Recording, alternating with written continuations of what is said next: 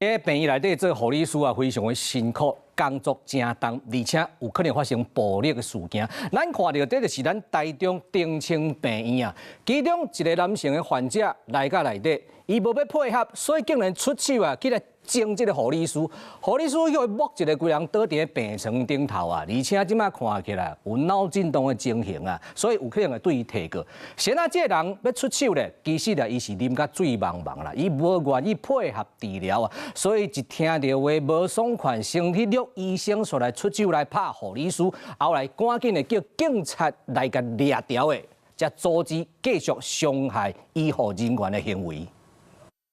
病院急诊室门口，一位查甫护理师甲穿白色挂腿小姐率面病情，小姐行出去甲因翁婿讲话，想要到因翁婿情绪激动，冲入来急诊室，用正手摸护理师的头壳，护理师当场叫摸到躺伫咧后壁病床，爬袂起来。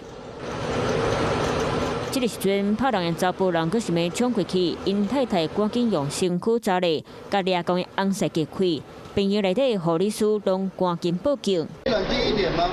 警察赶到会，查甫人啉甲马西讲话天套，太太甲某按打，警察嘛将伊带动去派出所领证。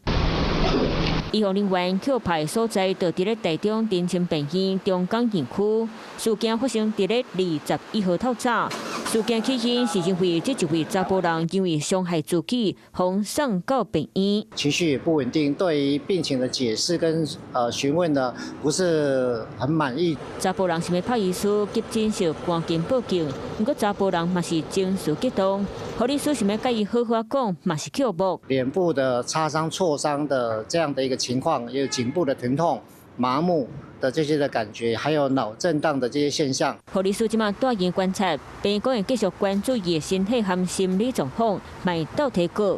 警方已调阅监视器画面，并依医疗法及伤害罪嫌依法侦办。